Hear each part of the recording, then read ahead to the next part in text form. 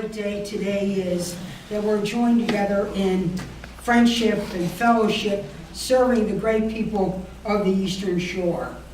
Senator Cardin and I, joined by Lieutenant Governor Anthony Brown and the guest up here, but Senator Cardin and I want to announce that as of today, $19 million will be coming to the state of Maryland to help with Hurricane Sandy recovery.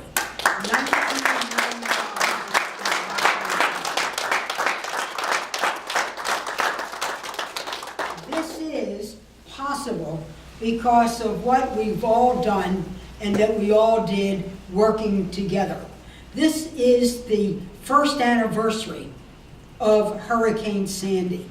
We all remember where we were this time last year. It was unbelievable that one of the largest storms and one of the largest and slow-moving storms was coming across Maryland, and simultaneously we were being hit by a blizzard in Garrett County, and we were being hit by a hurricane here in the lower shore, and the waters were rising. And the phone calls began. They began in Garrett County, they began here on the lower shore.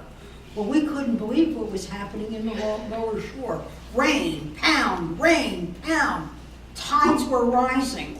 I felt like Somerset County and Ocean City was being hit by American tsunami. Talking to the mayor of Ocean City, to the business community like Buddy Jenkins. Senator Mathias was on the phone. My first question was beach erosion holding? Yes.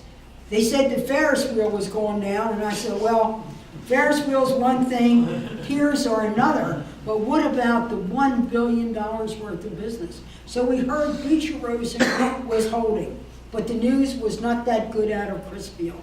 We felt that Crisfield was really under siege and could be underwater.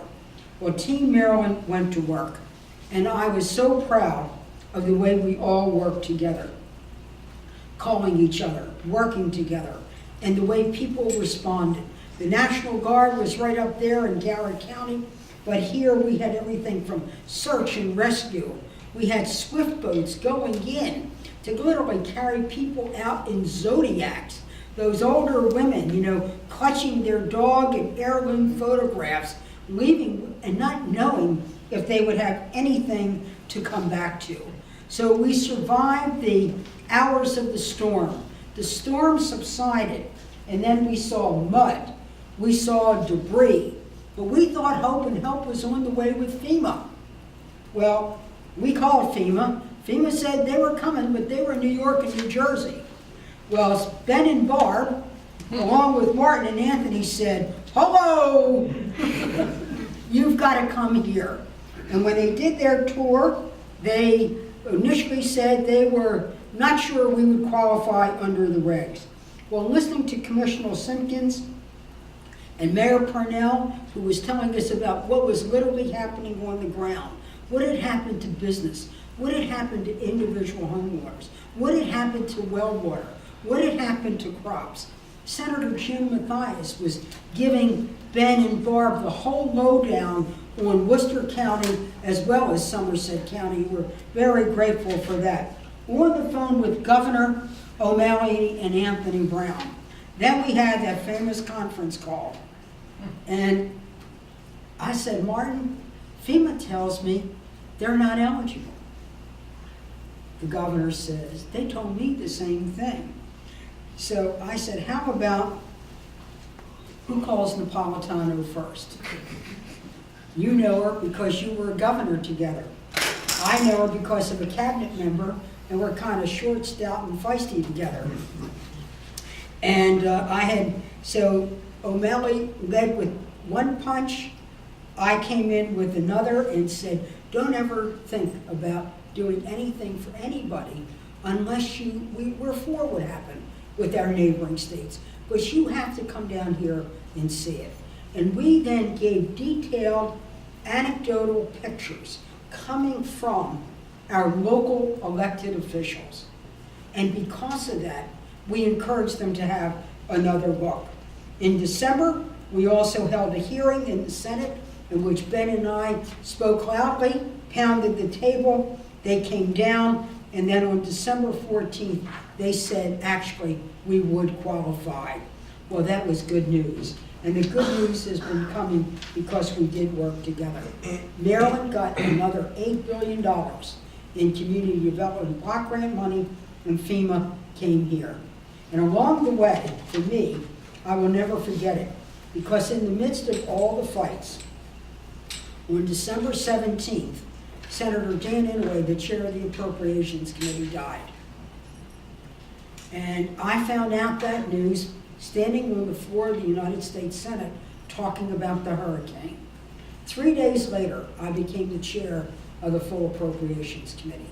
My very first bill was to move Hurricane Sandy. And I said, yes, I would do everything I could to help the states, New York and New Jersey. But Maryland will never be left out. Maryland will never left behind. I didn't care what the rules were. I didn't care what the regs were. What I knew, what I cared about, was compelling human need. Senator Cardin and I could fight so hard because of all of you and what you told us. And I'm so pleased now that this community development block grant money will be about rebuilding our communities. It can be used to buy damaged properties in the floodplain. It can use to rehab homes and buildings, public buildings and even private sector buildings in Crisfield, the main Crisfield area. It can buy and help public facilities like water, sewer, streets that were damaged. The good news is that the money can be used to create jobs in construction, and it can do the kind of work that creates future jobs in Crisfield and in Somerset County. The whole idea is to create jobs, retain business, and get our county ready for the future. I pledge to you that we are going to work together not only because of a great natural disaster, but how we're going to work for the future for the Eastern Shore. Working with Governor O'Malley and Lieutenant Governor Brown, we've always had this strategy. One Maryland, regional strategies that are appropriate to the economic development of that, county by county plans, and we're going to keep on working. But I think this is a triumph today because we all work together. Senator Cardin was a great champ. The governor and Lieutenant Governor Anthony Brown, Jim Mathias, the commissioners, and I really want to say a special word to Commissioner Air for Simpkins, who could not be here today, Mayor Purnell.